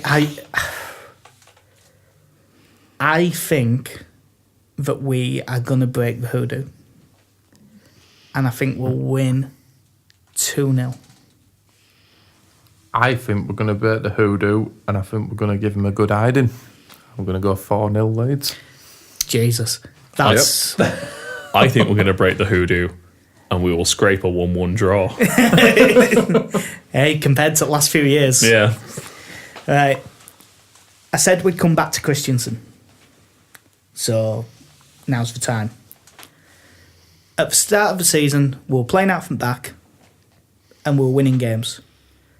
And then he appears to have got scared, completely abandoned those principles, and not for the benefit of the team. The results have got worse. Yeah. After these 3 matches... Now, if they get the things I've predicted, where we win 2 out of 3 and lose away at Wolves, he will be. But let's say he loses 2 of these 3 games, or maybe even all 3. What do you reckon chances are that Thomas Christensen, when we sit down here probably in the day or 2 after the Barnsley game, what are the chances he's not our manager anymore? If we get anything less than 4 points out of that 3 games, which is a big ask given the opposition. Yeah. We're playing 2 tough teams and 1 away derby match. I think the only way he saves his job is if the performances are something like. But, and I hope he doesn't go, I must say that, because it's not fair to, we've obviously brought him in because he's got a plan, he presented himself well in the interview, but you're right in saying he has abandoned everything that he stands for, and it's been to the detriment of the team. Now, there's the talk, and I said I was going to bring this up about O'Leary. Yeah, I didn't see this. It were reported by the Express. Now, he's been invited... Did it say anything about Princess Diana? Ooh. It's the Express, it might do. Too soon, Jack, too soon. Now, the story read that Radrizzani was inviting David O'Leary to watch a few games with him. Read into that what you will. Now, if I were Thomas Christensen and I heard rumours like that, that'd set alarm bells ringing for me. And I'm not saying that O'Leary should be brought back, not anyway. But no, I'd rather have Grayson back than O'Leary, yeah. And I don't think that having Grayson back's a good idea. No, but anything less than 4 points, he goes for me, and I hope he don't, because there is a good manager there, I think, but he just needs to go back to what he believes in. I liked the thing that O'Kane said in the press conference, where he said he's the closest thing I've seen to Eddie Howe. That tells its own tale, doesn't it? In a way, does it? But he needs to, if he wants us to play football and pass the ball about, stick to it. Then stick with it. Because this not fully committing either way isn't going to do anyone any good. I've got no issues if he's got a style of play that he wants us to adapt, and along the way we have a couple of shockers and we get a couple of arseholings. So be it. There's far worse things that are going to happen, but for him to just go to this hoofball sort of tactic that is adopted and the results have just turned to crap. No, he can't expect anything more. If he carries on the way he's going, he's going to be out at door. But I hope he ain't. But anything less than 4 points, I think he goes. I will say, in relation to the David O'Leary thing, from the way Radrizzani's been since he got here, it doesn't seem like that would be his style of doing things. It'd be more Cellino style. Well, yeah, Cellino trying to bring in his own staff, put them on the bench before they even got the job. But That's someone who we could mention. Festa could be back. God. Well, you were saying that Radrizzani was like shown on camera after the. It was Job in the Brentford game, wasn't it? I wouldn't say he looked pissed off as such, but he wasn't impressed. He wasn't mad, he was just disappointed. Yeah, one of them. And we all know that's worse. Yeah, I think I would say 3 points out of those 3 games and he will be safe. But I think, if we don't get results against Middlesbrough and Wolves, there will be a lot of pressure on him and the team going into that Barnsley game. I'm with Connie. I think he needs 4. To be sure. I think he could genuinely get away with 2 points if the performances are good. If we get a point against Middlesbrough and Wolves and lose but play well against Barnsley, possibly. Yeah, what I think is, if he draw... I think Wolves is a free hit. Yeah. If we get beat at Wolves, fair enough. Most people will. And if we play all right against Middlesbrough and draw, and play all right against Barnsley and draw, I think he'll keep the job. But he'll be under a lot of pressure. Then the Villa game becomes massive. But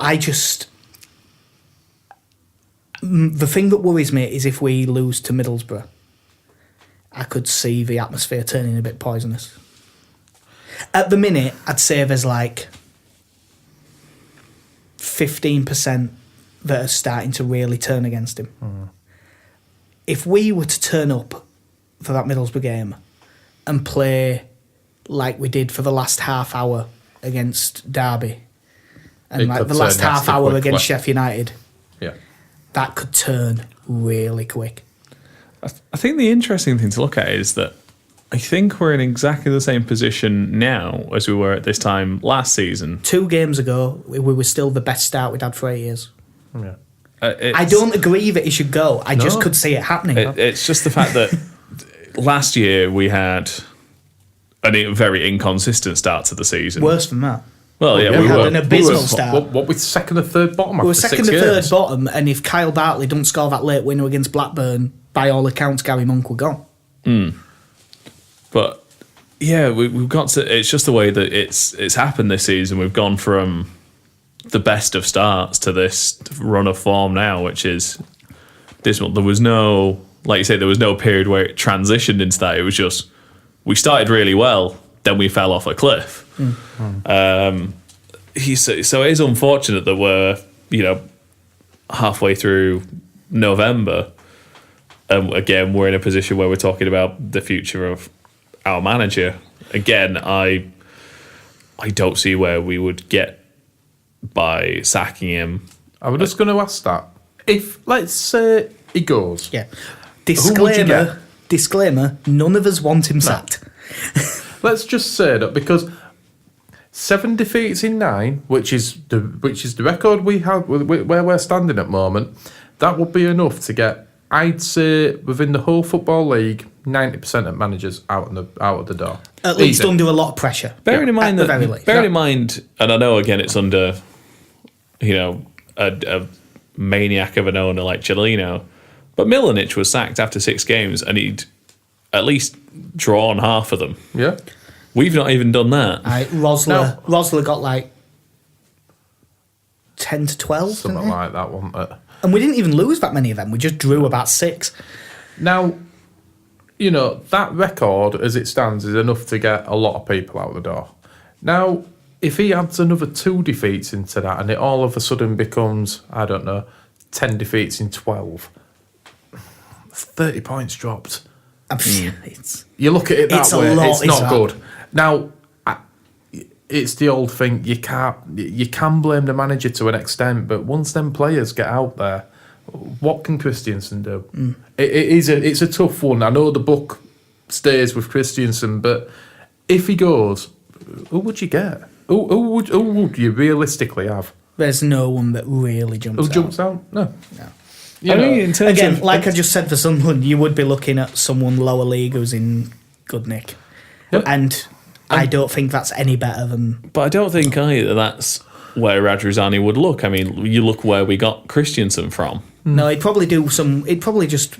I mean, it wouldn't be place an advert, but he would just let people apply and interview who he thought was the best 10, probably. And, you know... And give it to Gianluca Festa. Just let him sit on the bench. It'll be fine. He's not going to take your job. Don't worry about it. Just put him on the bench. No, I don't know where you look, and I don't know who the answer is, because I can't see someone coming in and really turning it around Let's say drastically. then, I still, and again, for the start of the season we had, you've got to consider that for the short amount of time he's been here. I really do think he just needs to trust himself and go to his football. Yeah. If he's gonna die on a sword, it might as well be his own. yeah, and not It's what got Gary Monk through last year, because he changed his style. Panicked, and then went back to 4-2-3-1. it works. Yeah. But it's for me now, in terms of the team, if available, he needs to get the players in that allow him to have the team playing the sort of football he wants to play. And if that means bringing Vidal back in, for example, bring him back in. It's fine. No one will kick off with bringing Vidal back into that team. Likewise, no one kicked off over bringing Lonergan in. You know, Some agreed, some didn't, but it wasn't. It didn't cause a massive divide, did it? You know, do that. Bring the players in that do. Give Lasogga half a chance. You know, give him a bit of support. Let him do what he was doing at the start of the season, and then, like Jack's just said, if that's not good enough, and he ends up going based on that, then at least he can walk out saying, "Well, I stuck to my guns." I was tempted to sing then, but I resisted the urge to sing my way. Yeah, like you say, we it wasn't through luck that we had the starts of the season that we did. I mean, you don't luck your way through, like we said, 6 clean sheets on the bounce or whatever it was. It's not done through luck. We played really well, and if we're saying that we're playing terribly, this is still in the span of, was it 3 months, 4 months? Yeah, well, it's only November. Yeah. You know, it's peak. This is like the extremes of peaks and troughs. yeah, the opening to this season feels like it was 2 years ago now. Yeah. I mean, God, when I were on holiday and I were watching the Forest game, I went in a bar full of Leeds fans. We thumped Forest, really played well, and everyone walked out there. Brilliant, you're on cloud 9, and then all of a sudden, but what are you? You know, you just think there's something that can be fixed. I think I'd like to hope, and I'd like to think that Christensen can fix it. I would think that if I was in Radrizzani's shoes, the earliest that I could justify getting rid of Christensen would be like just before the January transfer window. That would be the absolute earliest. Like, say because like I wouldn't, if we lost all 3 of these games, I still wouldn't sack him yet. No. If we lost these and then got beat at home by Villa, and then you can start seeing it coming. But at the minute, he doesn't seem to have the confidence in himself, and you need to give him the time to.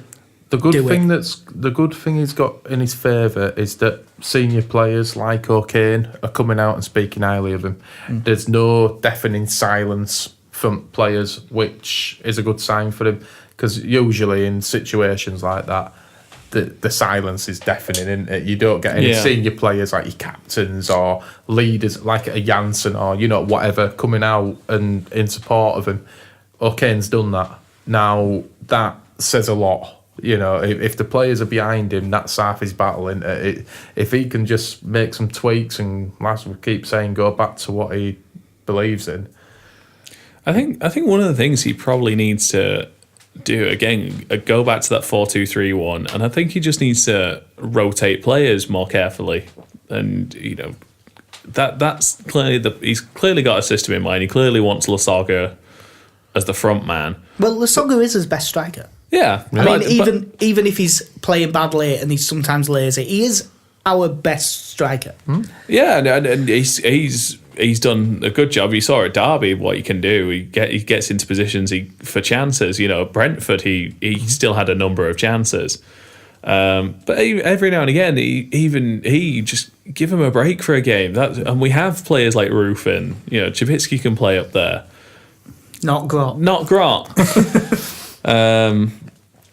Again, we've got plenty of options on the wings. Alioski can play either side. We've got Saiz and Hernandez in there.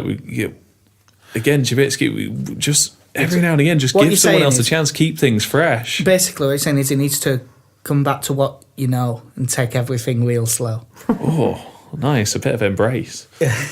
But you're talking about rotating players. Now, in centre of midfield, right, whether he's signed him or not, he's got Mateusz Klich there. Now, Christiansen will have had some input into these transfers. If he's not fully sanctioned them. According to the club and according to Christiansen, he does get final say on every transfer. Right. He doesn't come up with any of the names, really. But he can say yes or no. But he can say no or yes.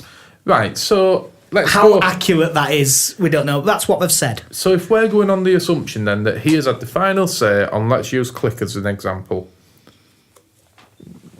believe in what you say. Give him a go. How many games has Klich started? The League Cup games. League Cup and in the league away at Cardiff when he fell off at ball. Give him a chance though, but that just happens. That's just happen, can't it? Anyone. That's the only reason why I remember that he started that game, because he did that. I mean, we when we go back to episode 1 when I was, me and Jack kind of just looked at his stats and coming out of Holland, he had decent stats last season. He got a couple of goals, a couple of good reports coming out about him. The couple of Polish guys I've spoken to about him rated him. And they've seen a lot more of him than we have. So, yeah. And clearly, we already had Vieira, Phillips and OK in there. So it seems strange that if you're going to go bring in a player like Klich, that he would come in as a fourth choice. You know what's ridiculous? We're on about all these centre mids. Not once has the word Vernon Anita come out of his mouth. Yeah. I've just got it in my head now that he is the backup left back and nothing more. Yeah. But he's got these players there. Believe in him. If he's had final say on them, stick to your guns, believe in what you think, and play him. Give him a go. It's like, I come back to again what you've said, Jack. If you're going to go out knowing that, I stuck to my guns. I thought that was the right thing to do. I did it. That's what I was paid to do. And I did it. It didn't work, but I stuck to my guns. If he were to go now, people would say, well, his ass fell out, changed the system, it was crap, and look what's happened to him. But, As much as I look at that squad and think that 2 up front might be the way to go, if he plays 2 up front against Middlesbrough and we get beat, and then he goes to Wolves and plays 4-2-3-1, and we get beat, and then he goes to Barnsley and it's straight 4-4-2, if you're going to do it your way. Yeah. Pick whatever, and his way appears to be 4-2-3-1. Well, if it's 4-2-3-1, then play it. Get the 3 in behind really fired up. Yeah. Tell them to have a real go. Maybe even, I don't mind the playing Phillips at 10 and having Saiz on the left. I prefer Saiz. I do. I prefer Saiz in the middle. I genuinely think it's a problem because I think we're taking out one of our best players to accommodate someone else. You see, it doesn't bother me that much because I think the most important thing is just to make sure Saiz is on the pitch. It is, and I know what you're saying, but I go with you, Casey, on this because putting him out on left, you're taking away one hell of a player to accommodate a lesser player for me in Phillips. No, my pick is to have Saiz at 10. It just doesn't bother me that much. The main thing that bothers me about Saiz on the left is not to do with Saiz on the left. It means that Dallas isn't in the side. Yeah, that's the bit that bothers me more. I mean, I just think I'm on the higher end of Calvin Phillips fans. I've pretty much said this every episode of the podcast now. Well, you picked him for young player, yeah. Yeah, but I do think he needs a break now because I think he's one of the few. He's up there as well as probably having spent the most minutes playing so far this season. To me, him and Vieira should be rotated. Yeah, I think at this point there is an argument for just, again, we're on a poor run of form. Take Phillips out, put Vieira in. Yeah.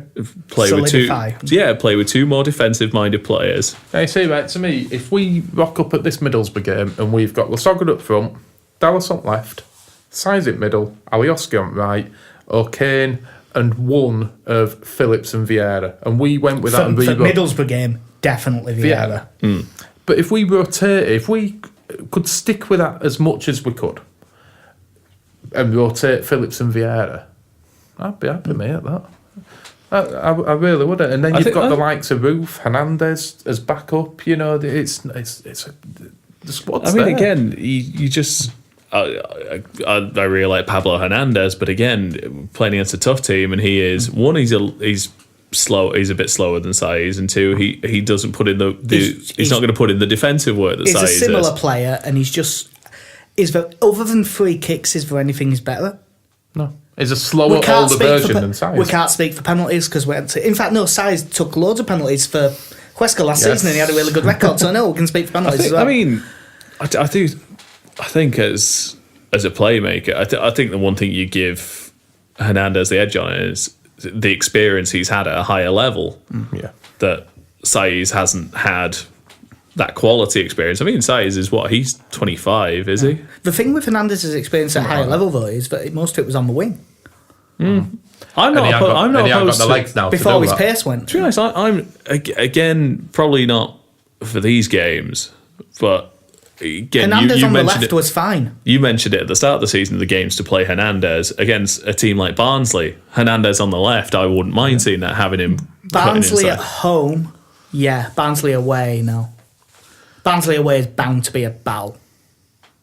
They'll come out and really physically get involved, so I wouldn't play him in that one. But, we do have options there, but I just think I think now's the time for Christensen to be just just play the way he wants and just pick the obvious team. I think between the three of us, outside of depending on who's fit, which of the two central defenders you'd pick, I think we would all very much name the same starting 11. There won't be a lot in it, would there? Well, if everyone's going, my team would still be Wiedwald in goal, Ayling. I'd go up until recently Janssen and Pennington, but actually at the minute I'd probably pick Janssen and Cooper. The left back's the tough one for me. That's the spot that I'm really not sure on, because I don't think anyone's made that spot their own all season. Currently, I'd probably still pick Berardi, but I'd be fine with Berardi or Anita or Borthwick Jackson if he's fit. Any one of them has got the potential to come in there and make that run left back's the one. One of them has. The one place where I'm really not sure, and I would have O'Kane and Vieira in the middle. I'd have Alioski, Saiz, Dallas, and Lasogga if it's 4-2-3-1. Yeah. I'd be tempted to play Dallas at left back, have Saiz on left, and play Roof off Lasogga. I'd be tempted to do that, but that'd more be a thing I'd do to change it up rather than start. Yeah. If that'd more be like half time or 60 minutes in. If we're on top and it's 0-0 and like say we're an hour in, Dallas has done a decent enough job when he's been there, but he's not the person I want to see at left back against Middlesbrough and Wolves. Oh no, it wouldn't be for that one. It's like that'd be my temptation to change it up a bit, but it says a lot though that we're saying this. It shows how many players are out of form. But we're there thinking, well, you could change this and you could change that. When a team's playing well, at the start of the season, you walked into ground, and unless someone got injured, you knew exactly what team were going to be. Oh, yeah, that team pits itself at first month of the season. Yeah. Especially every now and then you got caught out like, whoa, Conor Shaughnessy's starting, but that's because someone was injured. It's not the... Well, that's another thing we haven't mentioned at all. At centre-back, there's Conor Shaughnessy knocking about. Conor Shaughnessy, there is an argument. He's been probably the most consistent performer at centre-back. It's the smallest sample size, but there is an argument for playing Janssen and Shaughnessy. The only problem is that we've been saying that Janssen needs an experienced head next to him, and Shaughnessy's the opposite of that. The thing is with Shaughnessy is, whenever he's been called upon, he's done a solid job, and no one can, you can't say that consistently about any others. You can't say it about Janssen, you can't say it about Cooper, and you can't say it about Pennington either. So, out of the 4 recognised centre-backs we've got, when he's your only one who you can say, whenever he's needed, he's done a job. More than a job sometimes, he's put in some good performances. Well, we'll find out on Sunday, I guess, but we best call it because this has gone long and we need to go to the pub. Yep. So it's been too long. Yeah. So this has been episode 9 of the Mighty Whites podcast. We're on mightywhitespodcast.com. On Twitter, we're at Mighty Whites Pod. The stuff that we write goes up on Through It All Together, which is at THRU It's All LUFC. The podcast is now up absolutely everywhere. So it's on iTunes, it's on our website, it's on Stitcher, it's back on SoundCloud, and it's on YouTube. Just message us on Twitter if you have anything to discuss, because it'll either come up on the podcast or we're relatively good at getting back to people. Because, we're only at work. What else are we going to do? I'm not even that now. So, thanks very much for listening. We will be talking to you again just after the Barnsley game. I've been Jack. Bye. I've been Chris. Bye. And I've been KC. See you later. Cheers.